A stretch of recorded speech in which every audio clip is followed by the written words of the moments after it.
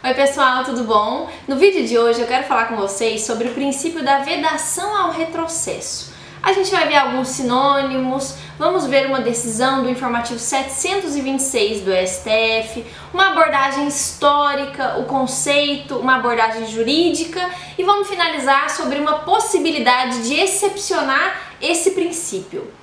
Vamos começar primeiro sobre a abordagem histórica em relação à vedação ao retrocesso. Recentemente eu li um livro de Peter Haberli, é um livro bem fininho, que relaciona a Revolução Francesa com os direitos fundamentais. E lá nesse livro, não que ele tivesse falado o nome do princípio de forma expressa, mas o que ele contou? Ele disse que quando a gente pensa em Revolução Francesa, normalmente a gente só costuma lembrar das coisas boas que dali surgiram.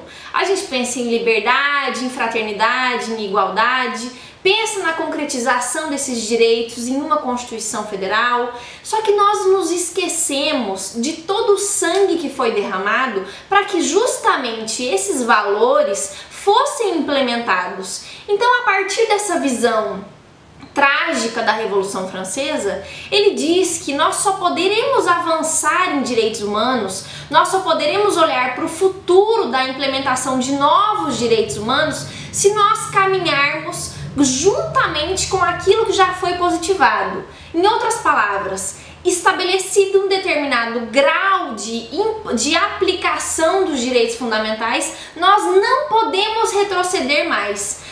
Foram lutas e lutas para se chegar no ponto de concretizar liberdade, igualdade e fraternidade em uma Constituição. Então nós não podemos abrindo mão desses institutos já positivados para seguir um novo caminho.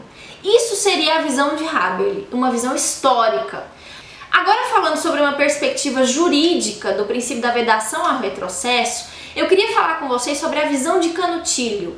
Ele é sempre citado quando se fala em vedação ao retrocesso porque ele tem um conceito muito bom. Ele diz: os direitos fundamentais devem ser dotados de garantia e estabilidade em relação às conquistas já alcançadas pela sociedade em relação ao legislador. Canutilho costuma dizer que os direitos fundamentais são direitos subjetivos de natureza negativa.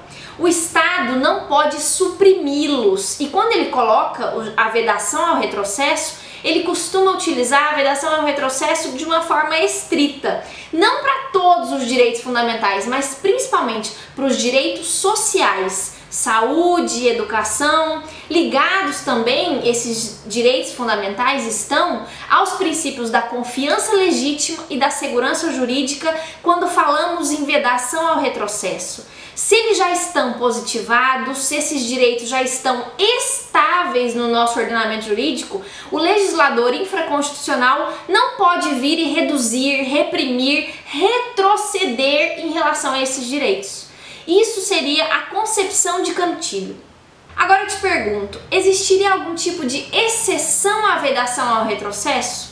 Ou seja, em alguns casos eu poderia retroceder em relação aos direitos fundamentais? A resposta para essa pergunta é positiva. Se o legislador apresentar políticas compensatórias, eu reduzo um direito fundamental que já está positivado, compensando-o de outra forma. Eu diminuo determinado direito, mas eu o compenso como uma forma de alternativa para essa redução. Em relação a isso, o STF já se manifestou. No informativo 726, a gente tem o RE 581-352. O ministro Celso de Mello apreciou uma omissão estatal em relação ao atendimento a gestantes em determinado estado. O ministro Celso de Mello analisou erosão constitucional nesse julgamento, ele analisou escolhas trágicas, reserva do possível, mínimo existencial e, por último, ele falou que a omissão do Estado em oferecer um atendimento melhor e amplo para uma gestante naquele estado estaria concretizando um retrocesso em relação ao direito fundamental à saúde. E aí ele disse: com isso nós não podemos compactuar e é por isso que o STF tem legitimidade para determinar que seja melhorado esse direito à saúde, implementando uma melhora no atendimento em relação a essas gestantes. Foi isso então que fez nessa decisão, com base em outros princípios, mas tendo como princípio o princípio da vedação ao retrocesso. Para finalizar, eu queria falar com vocês os sinônimos que vêm caindo em provas. O DPE do Rio de Janeiro, em 2012, cobrou um sinônimo do vedação ao retrocesso chamado princípio da proibição da evolução reacionária. Nada mais é do que a vedação ao retrocesso com outra nomenclatura trazida por Canutilho também. Um outro nome utilizado também para vedação ao retrocesso seria o chamado efeito cliquet. Por esse efeito, o alpinista ele só pode praticar um movimento de subida. Atingido determinado ponto na escalada, ele não mais pode retroceder, apenas podendo avançar. Exatamente isso adaptado para uma visão dos direitos fundamentais. A partir da fixação na Constituição Federal de determinados direitos fundamentais, só é possível que o legislador infraconstitucional avance, sem poder reprimir, reduzir, retroceder em relação a esses direitos. Isso seria o princípio da vedação ao retrocesso. Cuidado com esses sinônimos. Então é isso, gente. Espero que vocês tenham compreendido esse princípio. Semana que vem a gente se vê novamente. Bons estudos a todos. Tchau!